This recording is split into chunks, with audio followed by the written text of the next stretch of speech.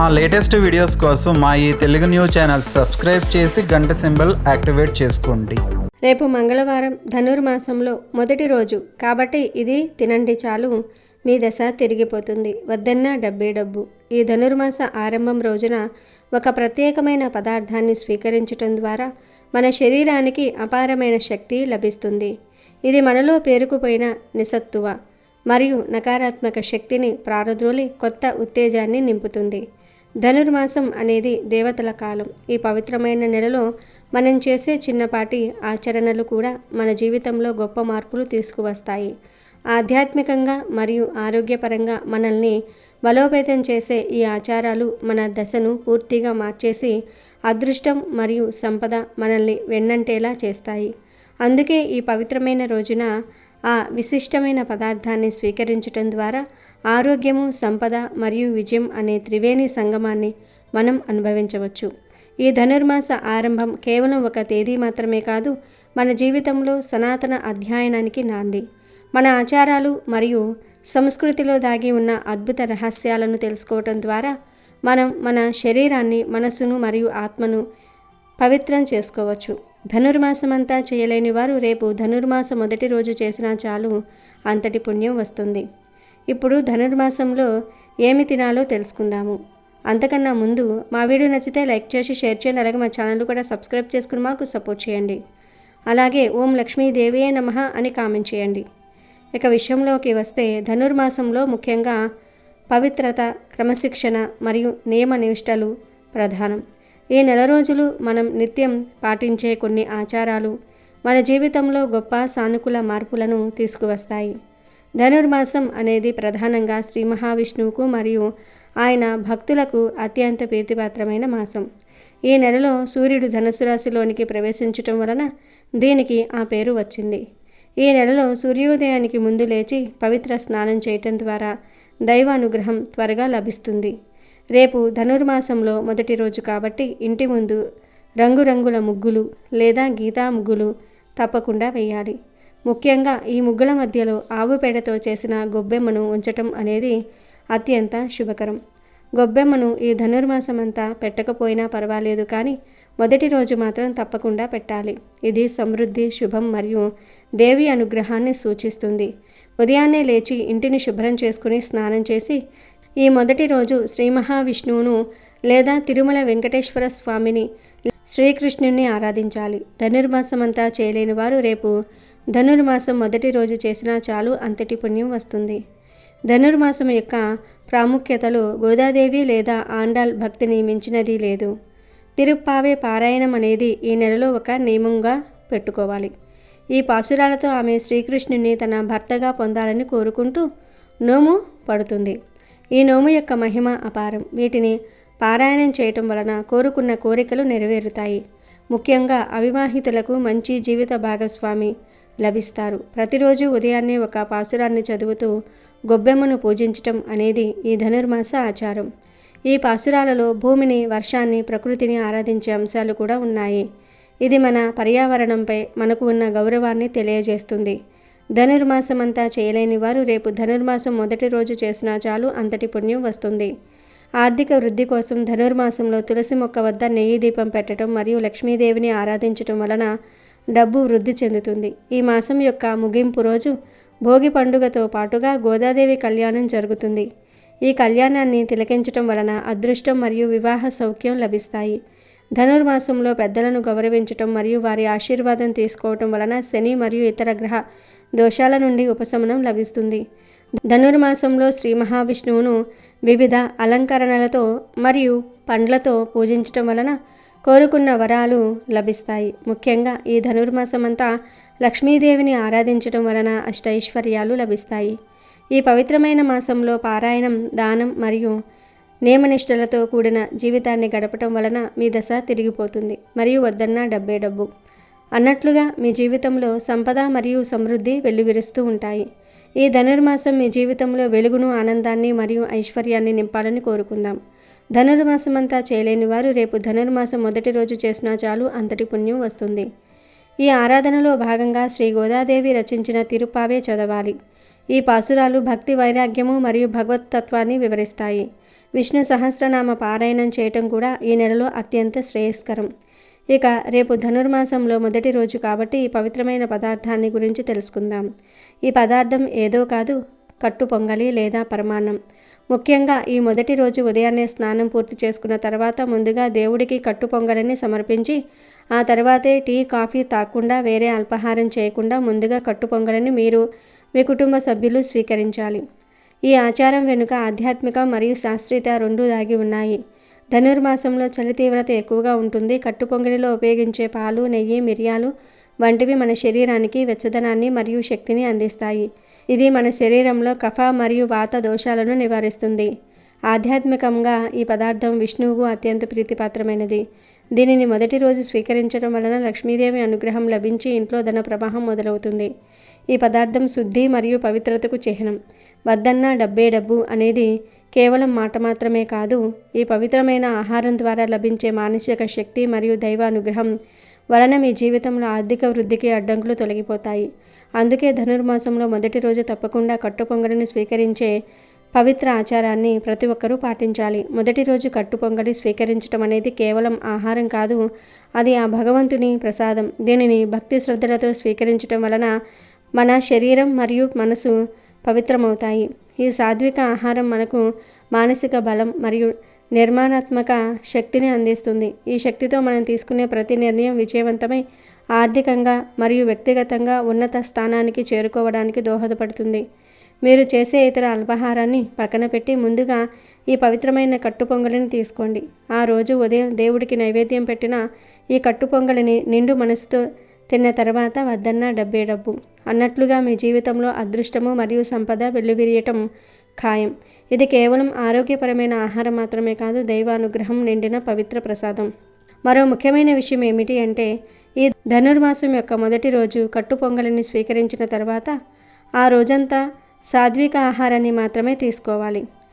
ఉల్లిపాయలు, వెల్లుల్లి వంటి తాపస గుణం ఉన్న పదార్థాలను తీసుకోకపోవటం లేదా తగ్గించడం చాలా మంచిది. ధనుర్మాసం అంతా చేయలేని వారు రేపు ధనుర్మాసం మొదటి రోజు చేసినా చాలు, అంతటి పుణ్యం వస్తుంది. ధనుర్మాసంలో మనం పాటించాల్సిన నియమనిష్టలు మరికొన్ని ఉన్నాయి. ఈ నెల రోజులు సూర్యాస్తమయమైన తర్వాత లేదా రాత్రిపూట భోజనం చేయటం కంటే పగటిపూట భోజనం చేయటం అత్యంత శ్రేయస్కరం. ముఖ్యంగా తులసి ఆకులను రోజు స్వీకరించడం వలన శరీరానికి రోగనిరోధక శక్తి పెరుగుతుంది. ఈ మాసంలో బ్రహ్మచర్యాన్ని పాటించటం, శ్రీ మహావిష్ణువుకు దీపారాధన చేయటం మరియు నిరాడంబరంగా ఉండటం వలన ఆధ్యాత్మిక పురోగతి లభిస్తుంది. ఈ ధనుర్మాసమంతా గోవులకు ఆహారం అందించటం, పేదలకు దానం చేయటం మరియు దేవాలయంలో సేవ చేయటం వలన అపారమైన పుణ్యం లభిస్తుంది. రేపు ధనుర్మాసంలో మొదటి రోజు. మీరు ఈ ధనుర్మాసమంతా గోవుకు, పేదవారికి సేవ చేయకపోయినా పర్వాలేదు. రేపు ధనుర్మాసంలో మొదటి రోజున చేస్తే చాలు, మీకు పుణ్యం లభిస్తుంది. ధనుర్మాసం మొదటి రోజుకు చాలా ప్రాధాన్యత ఉంటుంది కనుక ఈ నియమాలను తప్పకుండా పాటించి లక్ష్మీనారాయణుల అనుగ్రహాన్ని పొందండి. అనగనగా ఒక ఊరు. ఆ ఊరి పేరు శ్రీపురం. ఆ ఊరి చివర ఒక చిన్న పెంకుటిల్లు ఉండేది. ఆ ఇల్లు చేస్తే ఎవరికైనా జాలి కలుగుతుంది. గోడలు పగుళ్ళు వచ్చి ఎప్పుడు కూలుతుందో తెలియని స్థితిలో ఉండేది. ఆ ఇంట్లో కాంతమ్మ అనే ఆవిడ, ఆమె భర్త, వాళ్ళు కూతురు ఉండేవారు. వాళ్లతో పాటే లక్ష్మి అనే అమ్మాయి కూడా ఉండేది. లక్ష్మి ఆ ఊరి వాళ్ళందరికీ చాలా ఇష్టమైన అమ్మాయి. ఎందుకంటే ఆమె పేరుకు తగ్గట్టే లక్ష్మీదేవిలా కలకలలాడుతూ ఉండేది. కానీ ఆమె జీవితం మాత్రం అందుకు పూర్తిగా విరుద్ధం. లక్ష్మికి చిన్నప్పుడే తల్లిదండ్రులు చనిపోతే ఆమె పిన్ని కాంతమ్మ ఆమెను చేరదీసింది అంటే ప్రేమతో కాదు, ఇంట్లో పని చేయడానికి ఒక మనిషి దొరుకుతుంది కదా అనే స్వార్థంతో. లక్ష్మికి అప్పుడు 5 ఏళ్ళు కూడా లేవు. అప్పటినుంచి ఆ ఇంట్లో చాకరీ మొదలయ్యింది. పిన్ని కాంతమ్మ గయ్యాలి. ఆమెకు బంగారి అనే ఒక కూతురు కూడా ఉంది. తన సొంత కూతురిని మాత్రం ప్రేమగా చూసుకునేది. లక్ష్మితో మాత్రం పనులు చేయించుకునేది. లక్ష్మి ప్రొద్దున్నే లేచి ఇల్లు తుడిచి, గిన్నెలు తోమి, బట్టలు ఉతికి, మంచినీళ్లు తెచ్చి ఇలా పగలంతా నడుము వాల్చకుండా పని చేయాల్సి వచ్చేది. అయినా సరే ఆ పెన్నికి తృప్తి ఉండేది కాదు. తిండికి తిమ్మరాజు, పనికి పోతురాజు అన్నట్టు నోటికి వచ్చినట్టు తిట్టేది. చద్దన్నం కూడా సరిగ్గా పెట్టేది కాదు. కానీ లక్ష్మికి ఒకే ఒక్క తోడు, ఒకే ఒక్క బలం ఉంది. అది సాక్షాత్తు ఆ తిరుమల వెంకటేశ్వర స్వామి ఆమెకు ఏ కష్టం వచ్చినా, పిన్ని కొట్టినా తిట్టినా వంటింట్లో ఒక మూల ఉన్న వెంకటేశ్వర స్వామి పటం దగ్గరకు వెళ్ళి ఏడ్చేది. ఏంటయ్యా స్వామి, నాకు ఎవరూ లేరని పరీక్షిస్తున్నావా? మా అమ్మ నన్ను తీసుకుని వెళ్ళిపోయావు, కనీసం ఈ బాధల నుంచి విముక్తి కల్పించవా అని అడిగేది. కానీ మరుక్షణమే కళ్ళు తుడుచుకొని, నీకు నన్ను ఎలా ఉంచాలని ఉంటే అలాగే ఉంచు స్వామి, అంతా నీ దయ అని నమస్కారం చేసుకునేది. ఆమెకు వెంకటేశ్వర స్వామి అంటే అంత పిచ్చి ప్రేమ. ఎంత పని ఉన్నా సరే సాయంత్రం అయ్యేసరికి దీపం పెట్టి స్వామివారి నామాలు చదువుకునేది. లక్ష్మి ఎదిగి పెద్దవుతున్న కొద్దీ కష్టాలు కూడా పెరిగాయి, కానీ ఆమె భక్తి కూడా అంతే పెరిగింది. ముఖ్యంగా లక్ష్మికి సంవత్సరంలో అన్ని నెలల కంటే ధనుర్మాసం అంటే చాలా ఇష్టం. ధనుర్మాసం వస్తుందంటే చాలు లక్ష్మి మొహంలో తెలియని వెలుగు వచ్చేది. ఊరంతా చలికి ముడుచుకొని పడుకుంటే లక్ష్మి మాత్రం కోడి కుయ్యక ముందే, అంటే తెల్లవారుజామున 4 గంటలకే లేచేది. ఆ చలిలో మంచు కురుస్తున్న వేళ చన్నీళ్లతో స్నానం చేసి తడి బట్టలతోనే తులసి కోట దగ్గర దీపం పెట్టేది. పిన్ని ఇంకా నిద్ర లేవకముందే ఇంటి ముందు ఆవు పేడతో కల్లాపి చల్లి అందమైన ముగ్గులు వేసేది. లక్ష్మి వేసే ముగ్గులు చూడడానికి ఆ వీధిలో వాళ్ళు నిలబడి మరీ చూసేవారు. అంత అందంగా ఉండేవి అవి. ముగ్గు వేయటమే కాదు, ఆ ముగ్గు మధ్యలో ఆవు పేడతో గొబ్బెమ్మలు చేసి వాటిని బంతిపూలతో గుమ్మడి పూలతో అలంకరించి గొబ్బియల్లో గొబ్బియల్లో అని పాటలు పాడుతూ పూజించేది. ఆ సమయంలో ఆమెను చూస్తే సాక్షాత్తు గోదాదేవి దిగి వచ్చిందేమో అనిపించేది. పిన్ని లేచి వచ్చేసరికి లక్ష్మి అన్ని పనులు పూర్తి చేసి వంటింట్లో వంట రెడీ చేస్తూ ఉండేది. ఏమే, అప్పుడే లేచావా లేక దొంగ నిద్ర నటిస్తున్నావా? ముగ్గులో ఆవకాయ జాడి అంత గొబ్బెమ్మలు పెట్టావు. ఆ మాత్రం శ్రద్ధ వంట మీద పెడితే వంట రుచిగా ఏడుస్తుంది కదా అని పిన్ని ఉదయాన్నే తన రాగయుక్తంగా తిట్లు మొదలుపెట్టేది. లక్ష్మి మౌనంగా తల వంచుకుని తన పని తాను చేసుకుంటూ పోయేది. ఇలా రోజులు గడుస్తూ ఉన్నాయి. లక్ష్మికి 20 ఏళ్ళు వచ్చాయి. ఆ సంవత్సరం ధనుర్మాసం చాలా ప్రత్యేకంగా వచ్చింది. ఎందుకంటే ఆ సంవత్సరం చలి పులిగా ఉంది. అయినా సరే లక్ష్మి తన నియమాన్ని వదల్లేదు. ఒకరోజు రాత్రి పిన్ని బాగా తిట్టి భోజనం కూడా పెట్టకుండా లక్ష్మిని బయట వరండాలో పడుకోమని చెప్పింది. ఆకలితో చలితో వణుకుతూ లక్ష్మి అలాగే ఆరు బయట పడుకుంటుంది. కనీసం కప్పుకోవడానికి దుప్పటి కూడా లేదు. తన పాత చీరనే ముసుగులా కప్పుకొని వెంకటేశ్వర స్వామిని తలుచుకుంటూ నిద్రలోనికి జారుకుంటుంది. ఆ అర్ధరాత్రి వేళ లక్ష్మికి ఒక అద్భుతమైన కల వచ్చింది. ఆ కలలో ఒక దివ్యమైన కాంతి కనిపించింది. ఆ కాంతి మధ్యలో నుంచి ఒక అందమైన స్త్రీ రూపం బయటకు వచ్చింది. ఆమె మెడలో పూలమాలలు, చేతిలో చిలుక, మొహంలో అమ్మలగన్న అమ్మలాంటి ప్రశాంతత. ఆమె ఎవరో కాదు, సాక్షాత్తు గోదాదేవి. లక్ష్మి ఆశ్చర్యంతో నోటమాట రాక అలాగే చూస్తూ ఉండిపోయింది. అప్పుడు గోదాదేవి లక్ష్మి దగ్గరకు వచ్చి తల నిమిరి, అమ్మాయి లక్ష్మి, ఎందుకు బాధపడుతున్నావు? నీ కష్టాలన్నీ నాకు తెలుసు. నువ్వు ఆ 7 కండల వాడిని ఎంతగా నమ్ముతున్నావో ఆయన నిన్ను అంతకంటే ఎక్కువగా ప్రేమిస్తున్నాడు. నీ భక్తికి సహనానికి పరీక్ష సమయం ముగిసింది. ఈ ధనుర్మాసంలో నువ్వు కేవలం గొబ్బెమ్మలు పెట్టి ముగ్గులు వేయటమే కాదు, రేపటి నుంచి ప్రతిరోజు తిరుప్పావే పాసురాలు చదువు. ఆ పాటల్లోని అర్థాన్ని తెలుసుకుని స్వామిని ప్రార్థించు. నీ భక్తికి మెచ్చి నీ కష్టాలు తీర్చేవాడు, నిన్ను కలల్లో పెట్టుకుని చూసుకునేవాడు, సాక్షాత్తు రాజకుమారుల్లాంటి భర్త నీ కోసం వస్తాడు. ఇది నా మాట అని చెప్పి మాయమైపోయింది. లక్ష్మి ఉలిక్కిపడి లేచింది. చుట్టూ చూస్తే చిమ్మ చీకటి. కానీ ఆమె మనసులో మాత్రం 1000 దీపాలు వెలిగించినంత కాంతి. సాక్షాత్తు గోదాదేవి నా కలలోనికి వచ్చిందా, నాకు అభయం ఇచ్చిందా అని ఆనందంతో కన్నీళ్లు పెట్టుకుంది. ఆ రోజు నుంచి లక్ష్మి దినచర్య మారింది. ఉదయాన్నే లేవటము, ముగ్గులు వేయటము మామూలే, కానీ గొబ్బెమ్మల చుట్టూ తిరుగుతూ గోదాదేవి చెప్పినట్లుగా తిరుప్పావే పాసురాలు పాడటం మొదలుపెట్టింది. ఆమె పాడుతూ ఉంటే ఆ వీధుల్లో వెళ్ళేవారు కూడా ఆగిపోయి వినేవారు. ఆమె గొంతులో ఏదో తెలియని మహిమ ఉండేది. పిన్ని ఎన్ని తిట్టినా ఈసారి లక్ష్మికి ఏమీ వినిపించలేదు. ఆమె ధ్యాస అంతా స్వామి మీదే. ఆమె ముఖంలో కొత్త వర్చస్సు వచ్చింది. ఏదో మంచి జరగబోతోంది అనే నమ్మకం ఆమె కళ్ళల్లో కనిపించింది. ఇదిలా ఉండగా ఆ రాజ్యానికి ఒక రాజకుమారుడు ఉన్నాడు. అతని పేరు విక్రమసింహుడు. అతను చాలా గొప్ప వీరుడు, అయితే గొప్ప దైవభక్తుడు కూడా. పెళ్లి వయసు వచ్చినా కూడా అతను ఎవరినీ పెళ్లి చేసుకోవడానికి ఒప్పుకోవటం లేదు. ఎందుకంటే అతనికి అందం, ఆస్తిపాస్తులు ముఖ్యం కాదు. మనసులో దైవభక్తి, సేవాగుణం ఉన్న అమ్మాయి కావాలని అతని కోరిక. ఎంతోమంది రాజకుమార్తెలను చూపించినా వాళ్ళల్లో అహంకారం చూసి తిరస్కరించాడు. సరిగ్గా లక్ష్మికి కలలో కనిపించిన రోజే రాజకుమారుడికి కూడా ఒక కల వచ్చింది. ఆ కలలో గోదాదేవి కనిపించి, విక్రమ, నీకు తగిన జోడి పరమభక్తురాలు శ్రీపురంలో ఉంది. ఆ ఊరి చివర ఉన్న పెంకుటింట్లో ధనుర్మాస వేళ ఉదయాన్నే తిరుప్పావే గానం చేసే ఆ అమ్మాయే నీకు శ్రీ మహాలక్ష్మి లాంటి భార్య అవుతుంది. వెళ్ళి ఆమెను తీసుకురా అని చెప్పింది. రాజకుమారుడు ఉదయాన్నే లేచి ఆశ్చర్యపోయాడు. ఇది దైవాజ్ఞ అని భావించాడు. వెంటనే తన మంత్రులను, సైనికులను పిలిచి మారువేషంలో శ్రీపురానికి బయలుదేరాడు. అతను నేరుగా రాజలాంఛనాలతో వెళ్తే ఆ అమ్మాయి నిజస్వరూపం తెలియదని ఒక సాధారణ బాటసారిలా వెళ్ళాడు. శ్రీపురం చేరుకునేసరికి తెల్లవారుజాము అవుతోంది. ఊరంతా నిశ్శబ్దంగా ఉంది. కానీ ఒక ఇంటి ముందు నుంచి మాత్రం అద్భుతమైన గానం వినిపిస్తోంది. ఆ గొంతులో భక్తి రసం ఉట్టి పడుతోంది. రాజకుమారుడు ఆ ఇంటి వైపు నడిచాడు. అక్కడ చూస్తే ఒక పేద అమ్మాయి పాత చీరలో ఉన్నా కూడా మహాలక్ష్మిలా వెలిగిపోతోంది. ముగ్గుల మధ్యలో కూర్చొని గొబ్బెమ్మలను పూజిస్తూ పాడుతోంది. ఆమె వేసిన ముగ్గులో ఎంతో కల ఉంది. అది చూసిన వెంటనే రాజకుమారుడి మనసు ఆమె పాదాల దగ్గర ఆగిపోయింది. ఈమె నా కలల రాణి అని నిర్ధారించుకున్నాడు. కానీ రాజకుమారుడు ఆ ఇంటి ముందు నిలబడి ఉండటం కాంతమ్మ చూసింది. అతను మారువేషంలో ఉన్న అతని ముఖంలో రాజకళ ఉట్టిపడుతోంది. మెడలో ఉన్న బంగారు గొలుసు, చేతికి ఉన్న ఉంగరం చూసి వీడెవడో పెద్ద కోటీశ్వరుడిలాగా ఉన్నాడు అని పసిగట్టింది కాంతమ్మ. వెంటనే బయటకు వచ్చి, ఎవరయ్యా నువ్వు, ప్రొద్దున్నే మా ఇంటి ముందు నిలబడ్డావు అని గద్దించింది. రాజకుమారుడు వినయంగా, అమ్మ, నేను ఒక బాటసారిని. ఈ ఊరు కొత్త.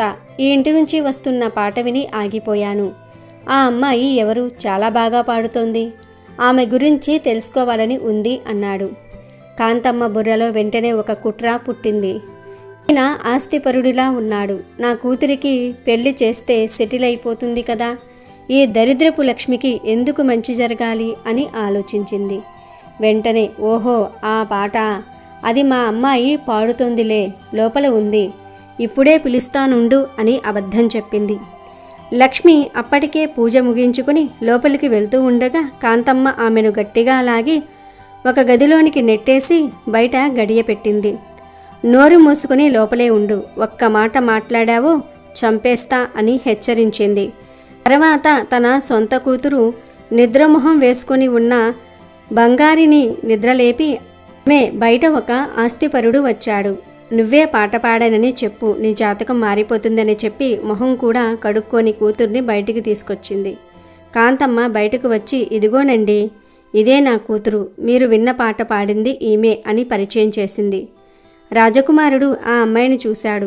మొహంలో భక్తి లేదు, కళ్ళల్లో స్వచ్ఛత లేదు, సరికదా కనీసం నిద్రమత్తు కూడా వదల్లేదు. అతనికి అనుమానం వచ్చింది. నిజంగా ఈమె పాడిందా అని అడిగాడు. అవునండి, నా కూతురు గంధర్వ కన్యలా పాడుతుంది అని కాంతమ్మ డబ్బా కొట్టింది. అప్పుడు రాజకుమారుడు, సరే, ఇందాక పాడిన పాసురంలో చివరి చరణం ఒక్కసారి మళ్ళీ పాడమనండి, విని తరిస్తాను అని అడిగాడు. బంగారికి సినిమా పాటలు తప్ప దేవుడి పాటలు రావు. బెత్తరపోయి తల్లి వైపు చూసింది. అప్పుడు కాంతమ్మ, అయ్యో, ఇప్పుడే గొంతు పట్టేసిందందండి, చలి కదా, రేపు పాడుతుందిలే అని దాటవేయబోయింది. రాజకుమారుడికి అర్థమైపోయింది. అతను చిరునవ్వు నవ్వి, పర్వాలేదు, కనీసం ఈరోజు ఏ రోజు, ధనుర్మాసంలో ఈరోజు విశిష్టత ఏంటి అని అడిగాడు.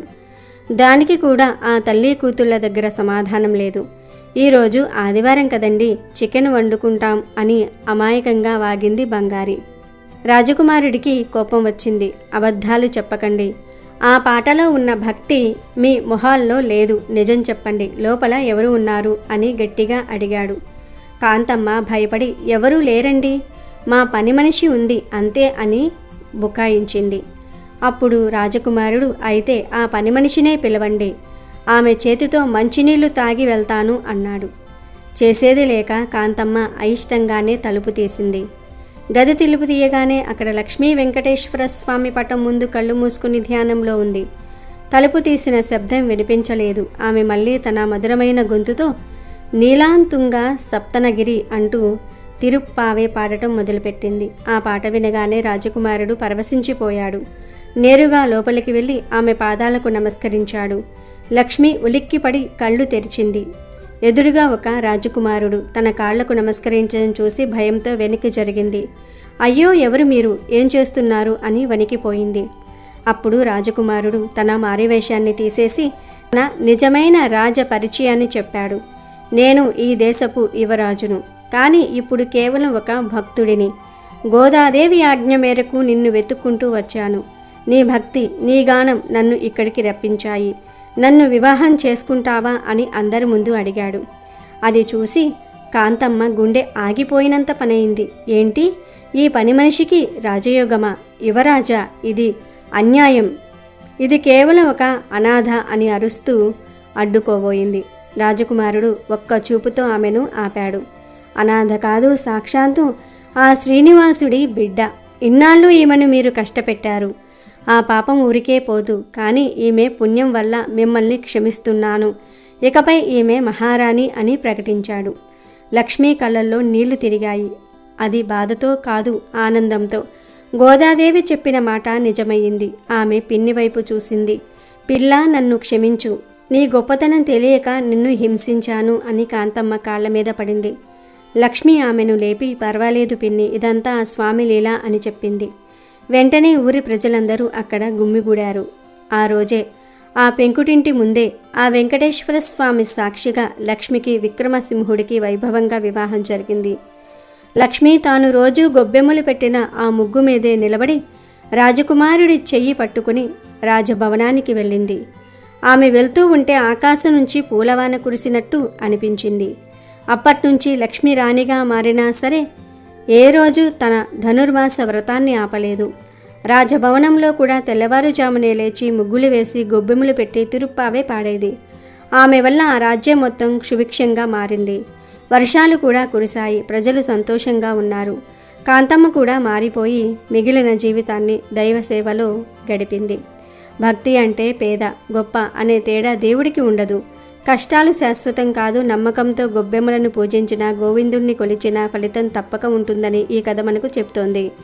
అందుకే ఈ ధనుర్మాసంలో మీరు కూడా ఆ గోదాదేవిని, రంగనాథుణ్ణి మనస్ఫూర్తిగా పూజించండి. ఎవరు అదృష్టవంతులు, ఎవరికి ఏ యోగం ఉందో ఎవరికి తెలుసు? ఆ లక్ష్మికి దక్కినట్టే మనందరికీ ఆ స్వామి అనుగ్రహం దక్కాలని కోరుకుందాం. అమెజాన్లో బెస్ట్ డిస్కౌంట్స్ కోసం వీడియో డిస్క్రిప్షన్లో లింకు ఉంది, చూడండి. అలాగే మా టెలిగ్రామ్ ఛానల్ సబ్స్క్రైబ్ చేసుకోండి.